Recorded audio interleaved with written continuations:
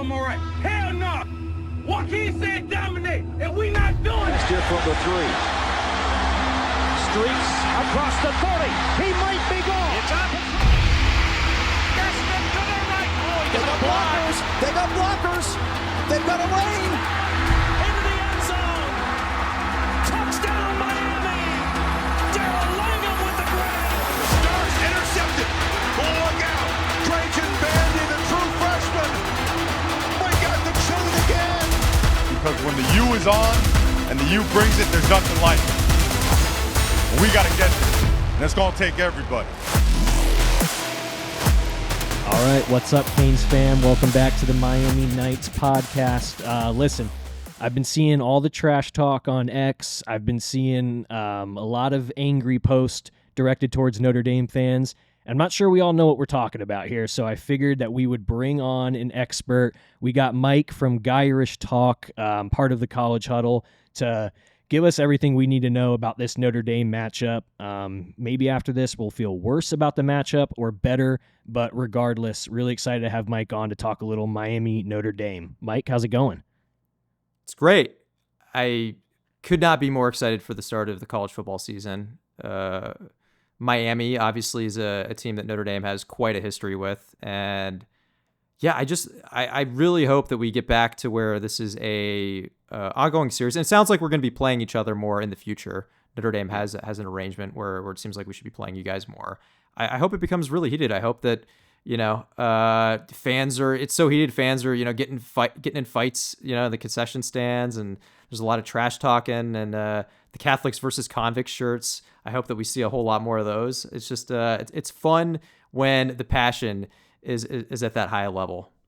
It is. Yep. It's what makes college football great. And yeah, these two teams, these two fan bases, they really hate each other. And so it's very fun to have a first week top 10 matchup. It's going to be a great atmosphere. We're excited. But before we get into talking about the game, just tell us a little bit about Irish Talk. How long have you guys been covering Notre Dame football? Give me a little bit of your background there. Yeah, so it's my co-host Brett, who's not here, but we've been doing this podcast since August 2021. It's funny, we actually looked it up recently because one of our preseason shows, we were talking about how long we had been doing the show, and we totally blanked. We totally got the year wrong, and we're like, all right, this is for an analytics podcast. This is kind of an embarrassing thing. We don't even know how many years that we've been doing it. So, but we looked it up. It's been since August 2021, and I mean, in terms of our approach, I mean, I just mentioned it. We're very analytics focused. So it's things like SP Plus. We'll look at Pro Football Focus grade. I mean, you got to take those things with a grain of salt, obviously. Basically any sort of numbers-based approach that can give us some sort of insight about what we're seeing. We tend to lean into that. And then we're also a glass half full podcast. There's a lot of negativity on social media. So look, I think trash talk can be fun, but obviously there's got to be it can't be it can't be like it can't be all bad intentions, right? Right. It's got to be, so I think we try to take a more positive approach. And like, I would say one aspect with this is like, we try to keep in mind that the players we're watching, they're still kids, so they're not professionals. So we try to limit the criticism, like we would for a professional player. Obviously NIL has changed things a little bit. They're getting paid a lot, but still, these are kids who are 18 to 22 years old. They're just kind of figuring out, their place in the world. They're figuring out, like, are they going to be able to play in the NFL? So that's kind of the approach that we take. We're still huge fans. Like, we're still diehard fans. We still will, yell at the refs. We'll yell at the TV screen. We'll, on Twitter, we'll talk trash. We'll, we do all that stuff. So we're still very much very obsessed, passionate fans. And then other than that, we've been fans of the team for a long time. My co-host and I, we went to Notre Dame. I was actually a student there when, and this dates me, I guess, but I was a student there when Notre Dame was on their 2012 run to the national championship, which obviously didn't end well, but it was a very fun season. I would see Manti Te'o on campus all the time. Did you see his girlfriend? So the funny thing, so interestingly, that's funny that you say that. So interestingly, I'm sure you've gotten that so many times. I get that all the time. I would get that when I was interviewing for jobs, actually. Yeah. But actually, so we would see him on, campus, all the, like before, we'd see him on campus, like before the story broke, and like, he'd be like chatting up with girls and stuff like that. And then you'd hear stories about his girlfriend. We'd be like, wait a minute, like, is this right actually? So there was, I would say, when that funny. broke, I was like, okay, that actually is kind of interesting. So yeah, but yeah, like when I was interviewing for jobs out of college, that was honestly that was the first question I got for many job interviews. They're like, yeah, your resume's great. Tell us about this Manti Te'o girlfriend situation. Yeah, they're like, what would you see when you're out at the bars? What was Manti doing? What was he doing in the lead up to the national championship? Was he talking to other girls? That's awesome. Yeah. Very funny. Well, cool. That I like that analytics approach. I think as folks know, our show could use a little more numbers. We're often just talking straight out of the heart. We could definitely use a little more numbers to back it up. I definitely like that approach. Cool. So my first question for you, kind of the question on everybody's mind, is the announcement of CJ Carr that will be starting at quarterback, redshirt freshman. So how do you feel about him winning the starting job? Is that what most people were predicting in the Notre Dame kind of community? And how confident are you in his ability and his ability kind of in a big game like this to start off the season? This was the storyline of the offseason. And it's interesting because if you go back to spring ball, Steve Angeli, so he was the more experienced quarterback option who transferred. He ended up transferring to Syracuse, and he's now the starter there. But when he transferred, he seemingly ceded the position to CJ Carr. That was the take of most of Notre Dame's beat reporters. And that was my take as well. Most people thought that meant that CJ had won the job. Now, fast forward to fall camp, and we're hearing that it's a 50-50 battle between him and Kenny Minchey. So I think that caught a lot of people by surprise that it was so close. And so CJ Carr, he ended up winning it, but it was maybe not as clean. The whole process maybe was not as clean as people expected. So I think it's funny. We got to where we expected, but the path there was a little uncertain. I think it's worth maybe spending a little bit of time on these quarterbacks, CJ Carr and Kenny Minchey. I'll start with CJ Carr just to give you an idea of their profile. So yeah, Carr, as I mentioned, he was always expected to win the job. Maybe there's a little more drama, but he ultimately did it. He was not a 5-star recruit, but very highly touted. He was around a top 50 level, grandson of Lloyd Carr, great Michigan head coach, winner, I like to say, winner of their last non-tainted national title. So, but someone whose family just bleeds blue. So it was definitely a bit of a coup stealing someone like that straight from Michigan's backyard. I mean, literally, he grew up in Ann Arbor. And CJ's profile is it's arm talent. So strong arm. I'd say you could even say very strong arm. Not a Josh Allen cannon, but who really has that? But Josh Allen can make all the throws easily and very accurate with a lot of great touch. Not a statue. He's not a dual threat, but he's not a statue. He has some ability, so he can make you pay if you give him space. So what we've seen from him has been in terms of live. We haven't really seen him in live game action. We've seen him in spring games. His first spring game when he was an early enrollee, he was effectively should have still been in high school. Very impressive. I don't want to put too much stock into spring game performances, but I did about as well as you could have expected. I remember texting my buddies after that spring game, and I was like, I think we may have gotten this one right. It's like the first time I think I've really felt that about a Notre Dame top Notre Dame quarterback recruit. And then he looked very impressive in this spring game as well. Just some very impressive NFL type throws. But yeah, it's interesting. So I think based on those spring game performances, his profile, everyone expected him to run with it. But then Kenny Minchey made it very close. And I think it's also worth spending some time on Kenny Minchey because, I mean, it is possible that we could see him in this game. I hope we don't, because that would mean something is not going well with CJ Carr. Yeah. But Kenny Minchey made it very close. And he's not as highly touted, but he was about a top 150 recruit. So still very highly touted. I think he often was overlooked because CJ Carr got a lot of hype. And then two, Minchey was in a recruiting class where we were going after Dante Moore. Miami actually might have been going after Dante Moore as well at one point. But Notre Dame was convinced that we had him. And Dante Moore was like a top 5 overall recruit in that class. He didn't end up going there, and we were kind of just caught flat-footed, didn't really have any options.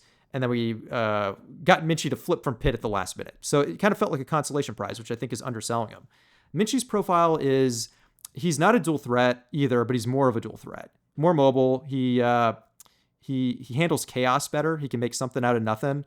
And he has arm talent, maybe not as much arm talent as Carr, but certainly has some, and can make you pay a little bit more if you do give him space. So, one other element I'll mention on this is so I think both of these guys, if you look at going back to Steve Angeli, who transferred, so he's the starter at Syracuse. So I think most people's impression here is, okay, if these guys are good enough to make someone who's starting at Syracuse go, then it seems like the base level of talent that we're working with here is pretty good. Both of them are first-time starters, so there's uncertainty there. But yeah, all the drama around camp was very interesting. The ND beat was actually convinced that it was going to be Minchie about a week before Carr got the job. And I think a lot of people were surprised when Carr ended up getting it, even though if you would have asked them 3 months ago, they would have told you that it definitely would have been Carr. I think, this is a bit of a tangent, but one thing with Marcus Freeman's staff is they limit access to the media. So they don't, compared to Brian Kelly, don't get as much access to practices, things like that. And there are far fewer leaks. So I think it became clear that the media didn't really have, whoever the sources were, it clearly wasn't Freeman, clearly wasn't the QB coach, clearly wasn't the offensive coordinator, Denbrock. It was just other people. So I think it's just, it's interesting how we got here. But CJ Carr, who we all expected, is the quarterback. In terms of my expectations, look, the guy's very talented, but he hasn't played a lot. I think first-time QBs are a very tricky proposition, even if they're highly touted. And it's been particularly true at Notre Dame. I mean, the list goes on and on of highly touted quarterbacks at Notre Dame who have not panned out. It's guys like Dan Chris, Gunnar Kiel, Brandon Wimbush, Phil Dracovic, Tyler Buckner, even recently. Really, the last one that we've had, the homegrown quarterback, highly touted, who's worked out, has been, I think, Jimmy Clausen. Other than that, it's been the middling 3-star guy who exceeded expectations, someone like Ian Book, or transfer quarterbacks. And we've gotten a lot of value out of the transfer portal. Certainly Riley Leonard, that worked out great for us. Before that, Sam Hartman, Jack Cohn. So I think I'm approaching it with cautious optimism. It feels a little bit different. I think the talent level, as I mentioned, someone like Steve Angeli, who I know is a good player, we would not have won the Orange Bowl against Penn State without him playing at a high level at the end of the first half. Like I said before, if he transferred out, I think that makes you feel good about the base level of talent we have. But still first time starter. I think I would expect Carr to develop into a strong quarterback by the end of the year. The question is how he's going to look in week one. And even with all that, because it is a first time quarterback, there's still a ton that we don't know. So, if he ends up being the next great Notre Dame quarterback, that's possible. If he ends up, struggling and we have to make a switch, that's certainly possible too. Yeah, absolutely. Really good insight there. And I think both with Carr and Beck on Miami's side, I think whatever happens in this first game, we have to take with a grain of salt. It's week one. It's a crazy environment. It's a big game. Things might look off. So it'll be interesting kind of as the season progresses, how those two quarterbacks look. And it sounds like with Carr, it's almost more of a kudos to Minchie for having a good offseason and making it more of a competition than people thought it was, rather than Carr kind of giving the job away. Yes. So yeah, I would agree with that. I think part of this is the media just kind of the beat sort of had it wrong. And it's so a good story. Yeah. Yeah, exactly. So it was a good story. And I think Minchie definitely played better than a lot of people expected. But they clearly didn't have their pulse on how the coaching staff was approaching it. So if they did, I don't know if all this drama behind the scenes really would have happened. It probably would have been more Minchie's impressing, but yeah, it still feels like it's Carr, as opposed to oh wow, it seems like Carr might have lost the job. We think it's Minchie, and then actually we were completely wrong, and it's actually been Carr this entire time. All right, so we have Carr, the new guy, but Notre Dame coming off a national championship. There's returning talent. There's a lot of stability that's still there. So how does this roster at a high level compare to last year's that played for that national championship? Obviously, everybody's talking about Jeremiah Love, and I mean, what a talent that guy is, and a great offensive line. So how does this year's team compare to last year's as far as on the roster and what your expectations are? I mean, it's hard to expect a national championship, but just year over year, how does it compare? Expectations are very high. I think people view this roster as loaded, particularly on defense. Interestingly, going into last season, many people kind of viewed this season as maybe the one where we would make the surge. which is kind of an interesting line of thought, given that we would presumably be breaking in a first-time starter at QB. But again, that also kind of tells you like the level of hype that someone like CJ Carr was getting. But yeah, I'll start with defense because I think that has been our most consistent unit, for a number of years. And then it's where I think we're absolutely loaded in talent. And within that, I think the secondary is the place to really focus on here. So we have 3 of 4 returning starters, guys who started most of last year, headlined by Leonard Moore. So that's our lockdown corner, preseason All-American, just a complete lockdown corner last year as a true freshman. Interestingly, last year, our top corner going into the season was this guy named Benjamin Morrison, projected as a first-round pick, but then he got hurt, ended up being drafted in the second round. His injuries kind of hurt his stock. And when that happened, I think, there was a lot of concern that our secondary was going to take a step back. Enter Leonard Moore, and our corner play actually improved, which was I think stunning to most people covering the team. And Leonard Moore it's not like he was like a 5-star corner recruit. He was I think more of like a middling 3-star. So certainly vastly exceeded his profile, but held up extremely well the entire season. And so I think that's where you start. I think you have a lockdown corner there, someone you expect to be one of the best players in the country. And then opposite him is Christian Gray, very good player. Got exposed a couple times. My opinion of Christian Gray is that he holds up very well against the vast majority of college receivers. Against the cream of the crop, like the truly elite, that's where he can get exposed a little bit. So, like Ohio State, right? So that's where you're facing. When you're facing receivers like you see at Ohio State, like Jeremiah Smith. Yeah, I mean not really meant to guard him. Exactly. But he always responded. He always responded well. And then there were times when he got exposed, and then he would have a key interception. He had that interception against Aller in the Orange Bowl that sealed the game. So I expect him to be like one of the better corners in the country. Maybe not truly elite, but someone who's still on NFL scouts profiles. And then at safety, we have Adon Schuler, who was opposite Xavier Watts last year. Xavier Watts was arguably one of the best safeties in the country. He was our highest graded player on defense last year. Played almost every snap all year. He's gone to the NFL. And there's a huge drop off there. So we have Adon Schuler coming back who played well, but he didn't play at the level of Xavier Watts. And then there's a question of who's going to fill that other safety spot. And there are a couple guys who are in the mix, but it looks like it might end up being a rotation. So I would say I expect safety to be a very strong unit. I think last year, by many metrics, we were the top secondary in the country. I think this year, I don't think that we're going to be quite at that level, but I expect it to be maybe like a top 5 to top 10 unit. I guess moving on to, other parts of the defense, linebacker, we lost Jack Kaiser, who's on to the NFL, holds the record for most games started at Notre Dame, which is a kind of a crazy stat. A lot of that's COVID aided, obviously. Top tackler, so that's a hit, but we have a ton of returning production otherwise. So I would say the name to note here would be Drake Bowen. He was actually our highest graded linebacker last year. Very strong recruiting profile. I think he was around like a top 50 recruit. Someone I expect to play at a very high level. Leader of that team. Other names to know in the linebacker room are Jaden Osbury, Jalen Sneed, Kingston Villamu Asa. These are all very highly touted guys, very athletic, very productive last year. Even with Kaiser leaving, I expect this linebacker unit to potentially take a step up.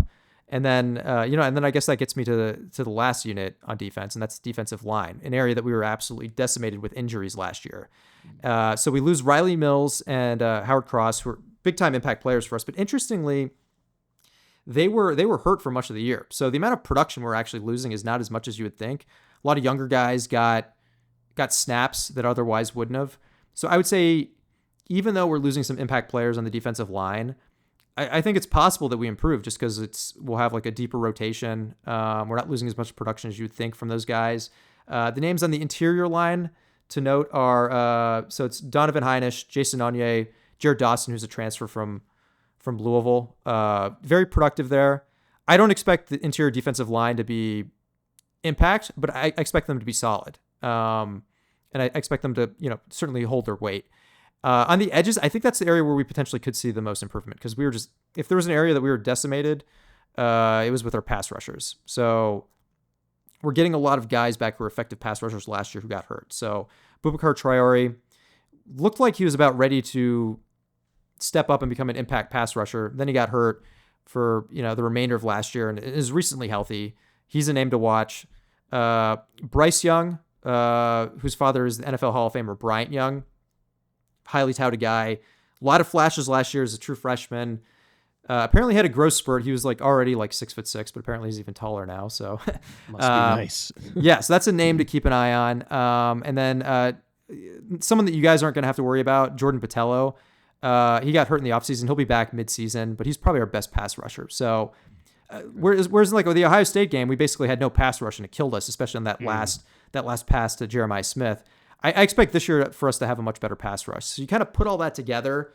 And my expectation is this is another top 5 unit on defense, which is a great place to start. And Chris Ash, he made a comment. He's our new defensive coordinator. He made a comment recently that a major reason that he came to Notre Dame was just because he expected I looked at the roster and I see a lot to work with on defense. So I expect the defense to really hold up well. And then moving to the other side of the ball, you mentioned Jeremiah Love. I'll just talk about that real quick. I mean, he's the headliner for sure. Yeah. But 6.9 yards per attempt, 17 touchdowns, only had about 160 carries, over 1,000 yards. Just a human highlight reel. Yeah. I think as much attention as Jeremiah Love gets, I think the number 2 back also deserves a call out here. Jerian Price, he averaged over 6 yards an attempt as well. So someone who's very dangerous. I don't like hearing that. Would probably be the number 1 back. 2. Exactly. Would probably be the number 1 back in most places. Yeah. And then, you mentioned the offensive line. One call out here is we had some well-publicized transfers. So guys like Pat Coogan, Rocco Spindler played very well for us down the stretch. Some of our highest graded linemen on the offensive line. They transferred out, interestingly. And so I think a lot of people's reaction was like, oh, heck, whoa, is there something going wrong in that offensive line room? Well, actually, what happened last year is just they were playing because guys got hurt. So the people who were supposed to be the starters, they're largely back this year. And so then that's why those guys transferred out. And they're starting. They're starting at places like Indiana, Nebraska. We have another transfer who's starting at Tennessee. So these are still, it hurts our depth. So if we have injuries, that's where that could come to hurt us. But our top 5 linemen, we expect to have them for most of the season. And that's part of the reason why there's an expectation that we should have such a jump in play there. But yeah, I would say running game is for sure going to be the bread and butter of this offense. Just because the passing game it's a bit more uncertain. We already talked about CJ Carr a lot, but I'll get into his weapons a little bit more here. The names to know in wide receiver, Jaden Greathouse, Jordan Faison, in terms of returning players. Greathouse, a bit of a slow start to the season. It's not like he put up gaudy numbers over the course of the regular season, but really burst onto the scene against Penn State and Ohio State. Had over 100 yards receiving in both games, multiple touchdowns, and those are some of the best defenses in the entire country. Faison, he's another player who's been productive for us. He's someone who's continually seemed like he's ready to take the next big step. He hasn't done it yet, but he's someone who I would keep an eye on. And just a side note here, fantastic lacrosse player. Was on the national championship winning lacrosse team from a year ago. So just very athletic all around. Yeah. Other names are, we got a transfer from UVA, Malachi Fields, over 800 yards receiving the last couple years. I expect him to be, one of our top 3 receivers. And then we got another guy from Wisconsin, Will Pauling. Mixed bag last year, but 2023 was actually very productive. And he was actually named a captain at Notre Dame this year. So that surprised a lot of people since he's a transfer in. But I think the hope is among fans that points to him kind of capturing more of his 2023 magic versus his drop off at 2024. At tight end, we have Eli Raridan. I would call this guy out as a name to watch for sure. So he's been injured most of his career. Strong recruiting profile, very athletic. Someone who's, when he's healthy, projects to be potentially like the next great Notre Dame tight end. Notre Dame, interestingly, when they were going on their media circuit tour, so we don't have conference media days since we're independent, so they usually just go to New York and they'll bring like Jeremiah Love and like Leonard Moore, just like players that everyone knows are going to be like the top players on the team. Interestingly, they brought Eli Raridan.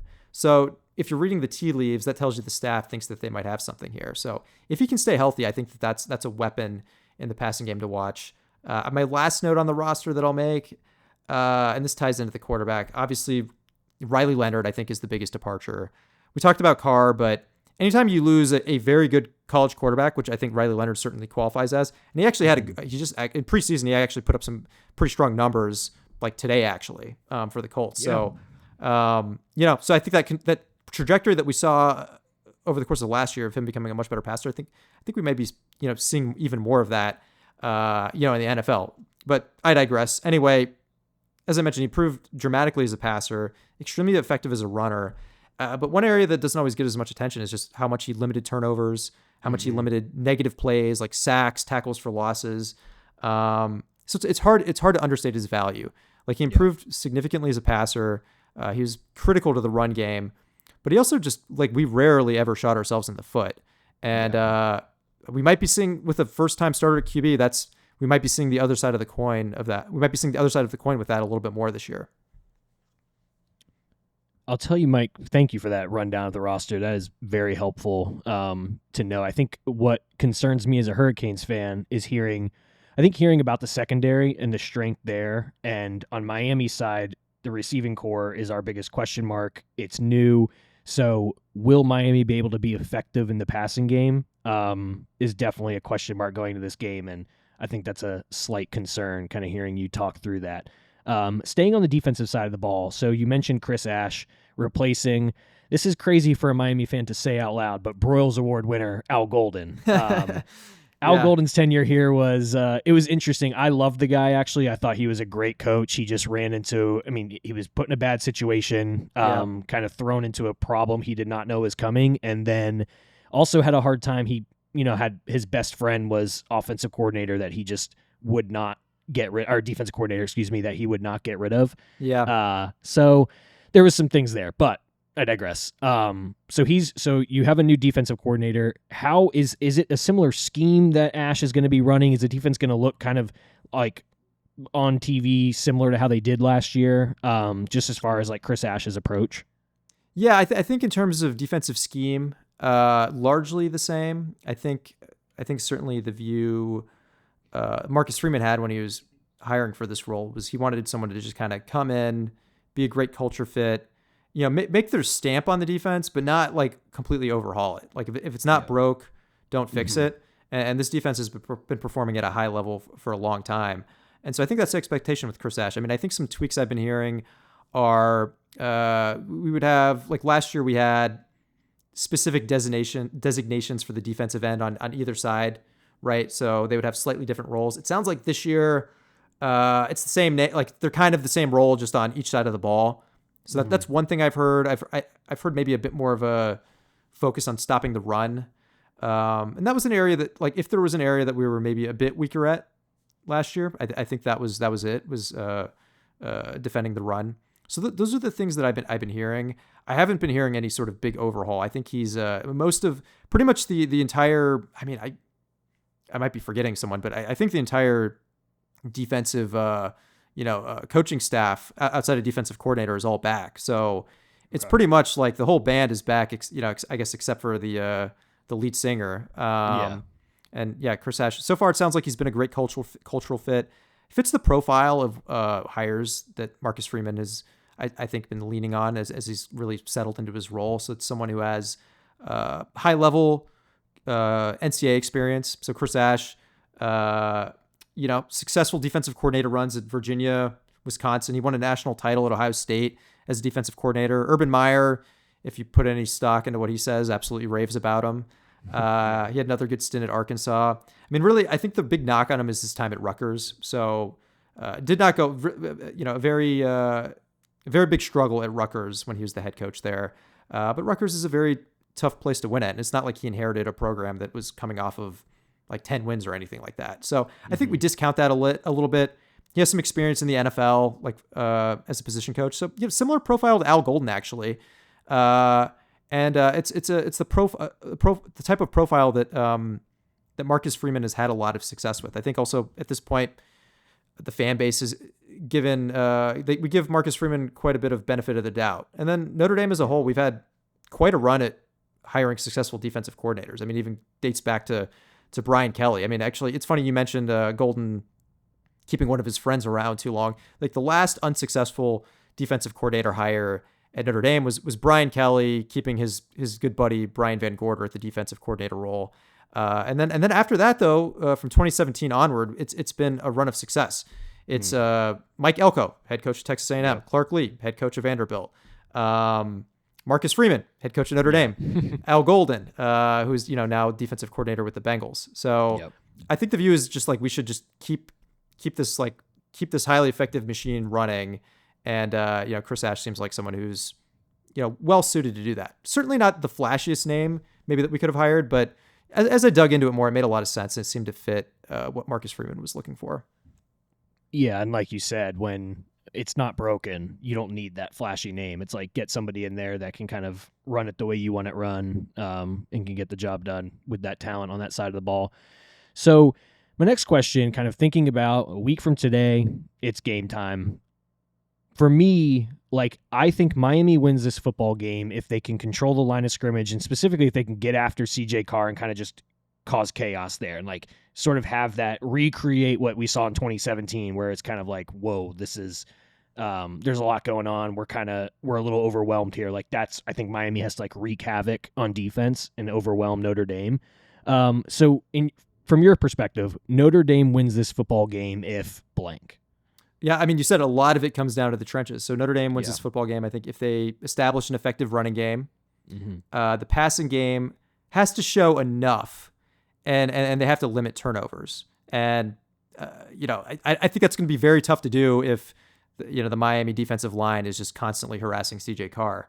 And then other than that, I think Notre Dame's defense just has to play to its standard. Obviously, if Miami's offensive line is excelling and pushing us around, that's going to make it harder for us to play to our standard. But those are the keys of the game. And I think you said it well. I think the trenches here are critical.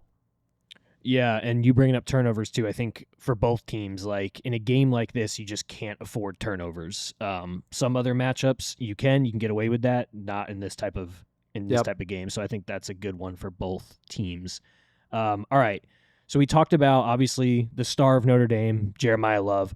Who else in your mind is going to be, like, when you look back this season, is going to be like, yeah, he was a star? Like, who are you projecting to be that standout player outside of the obvious? Yeah, so outside of Jeremiah Love, who's the obvious one, or even CJ Carr, like you said, who, the quarterback is always going to get that level of recognition. Right. It's got to be Leonard Moore, that the star cornerback that I had mentioned. I think you have someone who you can just put on an island and just say, hey, we're gonna put him on your best wide receiver, and good luck. I think it has to be him. He's someone who projects. I'll be curious. Like, again, he's just a sophomore, so I'll be curious like when NFL draft grades start coming out on him. But one of the stickiest corners I've seen in a long time. I've watched him play in person. It's like it's noticeable in person. Aside from that, I mentioned Drake Bowen, leader of the linebacker room. I think he's someone who could be a big-time impact player for us on the defense. Charles Jagasaw on the offensive line. Interestingly, he's actually hurt this game. He got hurt on an ATV like in the middle of the summer, which drove a lot of Notre Dame fans nuts. But I think he's when he's healthy, which he should be, probably sometime in October, he projects out as potentially a first-round NFL draft pick. And finally, as a dark horse, I mentioned Eli Raridan at tight end. I think he's someone to watch. I think just based on kind of like murmurs from the staff, from the beat, just things that they're doing, it just kind of is giving me a feeling that if there's someone who just comes out of nowhere, so to speak, and is a star, it might be Eli Raridan. All right, good stuff. All right, so my next question for you is thinking about this game. I'm thinking about the environment that it's going to be. And we saw, this is all Miami fans are talking about right now, is 2017 and that atmosphere. And Notre Dame was clearly rattled. Ian Book came out this week and said it was the loudest game that he's ever played in. And it almost seemed to like overwhelm and shock that Notre Dame team, and Miami kind of rolled, even though Notre Dame that year, like, they were probably the better team. Like, so it was kind of shocking from all aspects. So how do you think this year is going to be different for them handling what's going to be another crazy environment? And how do they avoid, like, I'm even thinking outside of this game, but like a Northern Illinois type game last year, like how does Notre Dame avoid some of these early season stumbles that you guys seem to take sometimes? Yeah, I mean, so on the game atmosphere at Miami, that 2017 game, I mean, we talked about it when you were on my show, but yeah, it's just a big question. It's like it's one of those games that's just a head scratcher for me. Because as you mentioned, I actually think Notre Dame might have had a better team that year. Look, that was a good Miami team. It was a resurgent Miami team. But after that game, my reaction was, oh, maybe Notre Dame is not that good this year, and maybe Miami is a national title contender, and neither really ended up. Neither were true. Yeah, neither were true. I think a lot of it, as you said, just comes down to that atmosphere. Notre Dame was honestly just kind of shell shocked by that atmosphere. It was like a rave, like people were getting in fights, by the concession stands. And Notre Dame clearly was not prepared, which is something that, happened a number of times under Brian Kelly. I think Marcus Freeman has shown, for the big games, he's shown an ability to have the team ready to play and play up, actually. It even goes back to his first year. We lost this game, but it was against Ohio State. Certainly, we certainly, played at a very high level, and it was very competitive. Both of our games against Ohio State early in Marcus Freeman's career during the regular season, and the second one we actually should have won. We just kind of had a couple individual bad coaching decisions that essentially lost us the game. So I expect Marcus Freeman to have the team fired up. He's about as good a motivator as they come. In terms of the very similar type of game experiences that I can point back to, last year at Texas A&M, another huge game at the beginning of the season, very hot, very humid, and yeah, the team showed up. They were ready to play. They handled the humidity well. They handled the heat well. So I think it's just he and the staff, they're maniacal about over preparation. They don't want there to be anything that's going to catch them off guard. So I expect Notre Dame to, not be phased at all by the atmosphere. And my hope is it's something that actually fires them up. So I don't expect a repeat of 2017. In terms of the less marquee games, we'll call them that. To me, that's a bigger question mark, because that's where we've continually had these lapses. You look at Marshall, NIU's the most notable one. I mean, after that game, me and my co-host we'd be texting, we'd be like, man, we love Marcus Freeman, but geez, is this actually working out? Like, this is like a catastrophic loss. And so my thought on it is it still remains to be seen. He certainly responded about as well as you possibly could have after that game last year, and we just rolled off victory after victory until Ohio State in the national championship. So I think like Freeman is someone who continually adapts, he continually evolves, he continues to get better. I expect that this will be something that he'll figure out. If I had to predict, I predict that he would, I would expect that he'll have it figured out this year, but it's something that I'm going to have to see it first before I can say that he's ironed it out. So yeah, I think that's something that I would watch. It's like, okay, yeah, Notre Dame played well against Miami and Texas A&M, but how are they going to play on a sleepy road game against Pitt like late in the season?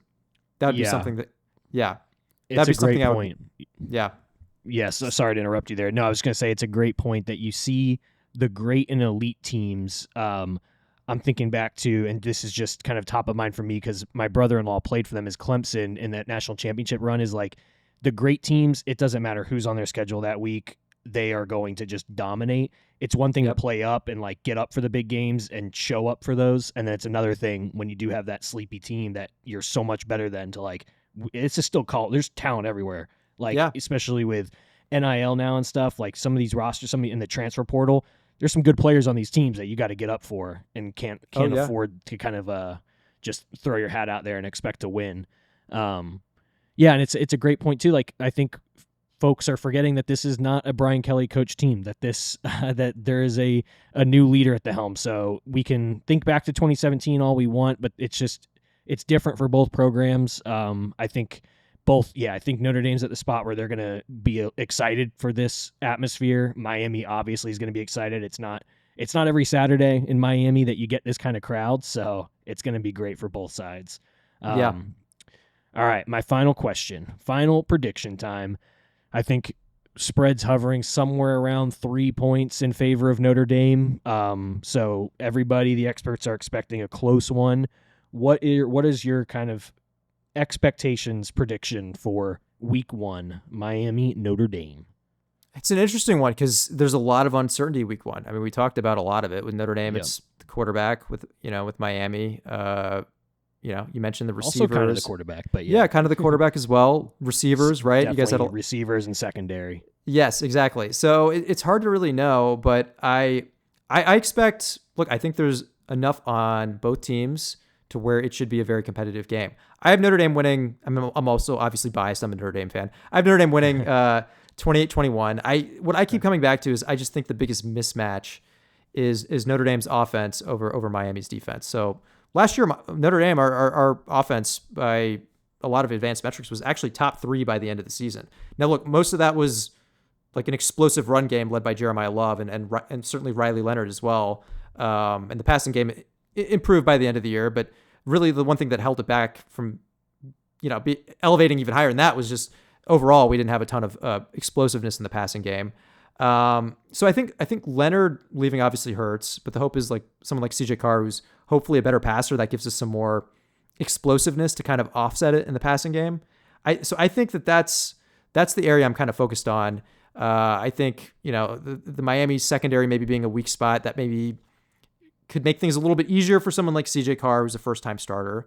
Notre Dame has a great offensive line, and I guess I'm hopeful that they're able to kind of keep that strong Miami defensive line from just, harassing CJ Carr all day. And then on the other side of the ball, yeah, I mean, this is interesting. This is the strength on strength matchup. So I expect Miami to have a top 10 offense this year.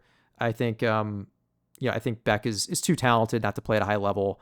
Will he figure out some of his struggles in, high pressure scenarios? Look, I think there's a decent chance of that. Like, I think when you have someone who's as talented as him, and has a bit of a change of scenery, a lot of times that's what you see. You see them elevate their play. But I do think maybe Miami. It's possible that Beck and the passing game are not at their peak game 1. If they're lethal by the end of the season, I don't know that they're necessarily going to be there at the very beginning. And I think Notre Dame's defense is one. When you talk about defenses that have made Beck's life tough and have made him not play at quite as high a level, I think Notre Dame's defense is a defense that's actually fairly tailor-made for that. We have an extremely strong secondary, so separation generated by receivers will probably be kind of less than what he would see in other games this season. And I think our pass rush should improve, which should make him a bit uncomfortable. So the one area I would watch is, and I kind of hinted at this. I mean, we mentioned that we think that the trenches are kind of like the key to the game. One area that makes me a little bit nervous as a Notre Dame fan is, I would say the run game. That's an area that we had some lapses against last year. Miami has a good offensive line, and you guys don't have like a Jeremiah Love at running back, but you guys have good backs. So that would be an area that I would keep an eye on. That's something that I could, if you guys rip off some big runs, that wouldn't be totally stunning to me. But combine all that, and I think Notre Dame takes this one in a close game. That's just a great kickoff. For both of our fan bases. Well, more so Notre Dame based on my prediction, but a great kickoff to the college football season. Yeah, I like it. Well, I don't like your prediction, but I agree. I think it's gonna be a really good game. I think it's gonna be a close game, great atmosphere. But you're right. I mean, there are a lot. This is a dangerous Notre Dame team, and you've done a great job of kind of walking us through that. And coming off of playing at the highest stage, like, this is a Notre Dame team that has a lot going for them. And there's certain matchups definitely on paper that bode well for Notre Dame. So it's all going to come down to, I think, what happens at that quarterback position? Can Miami cause some havoc there? Can Miami run the ball consistently and maybe have that kind of help out with the receiver sort of secondary, not being able to get that separation? That is a concern on Miami's side, but I think I'm going to say that Miami wins this close. I have to say that, but really appreciate your prediction. Appreciate having you on, man. This has been great, Mike. Really good insight on the team. And I think, like I said, I've seen a lot of trash talk on social medias this past week, and I'm like, a lot of people, I'm like, you guys don't know anything about this Notre Dame team. And so I think now we're a little more educated going into a week that's going to be full of more trash talk. But, yeah, well, like, it's the exact same with the Notre Dame fan base. A lot of Notre Dame fans are completely dismissing Miami, and they're just only focusing on Carson Beck's most negative moments that he had last year. And look, the guy, there's a reason the guy was touted as a first round pick, and it's certainly possible that he plays his way back into that. And then aside from that, you have a lot of dangerous weapons. I think a lot of Notre Dame fans are not aware how strong that Miami is in the trenches. So. Right. That's something that I think that'll be something that'll get more attention, I think, as we get closer to the game. But I expect this to be a close game. And the great thing is it looks like Notre Dame and Miami should be playing each other more in the future. So yeah, it's exciting. Yeah. And honestly, this kind of week one, it's like both teams obviously can survive a loss. Like, I just want to see a really good showing from Miami, sort of regardless of the outcome. But this is a big, for you to know, like, this is a huge season for Miami. You've probably, heard some of that, but it's Mario Cristobal's 4th year, and it's like we went from, it's kind of that lose big, lose small, win small, and like we're in the win big year where expectations are super high, and it's like college football playoff is on the mind. So this is obviously a great challenge to start the season, but really excited about it, Mike. Really appreciate you coming on and talking a little Miami Notre Dame football. For folks that are interested in hearing more about Notre Dame, listen to that Irish Talk podcast. For all things Notre Dame, part of the College Huddle Network. But Mike, I'm sure we'll be talking this week as we get closer to kickoff. But may the best team win. Looking forward to this. Absolutely. Thanks for having me on. It was a lot of fun. Yeah, thanks.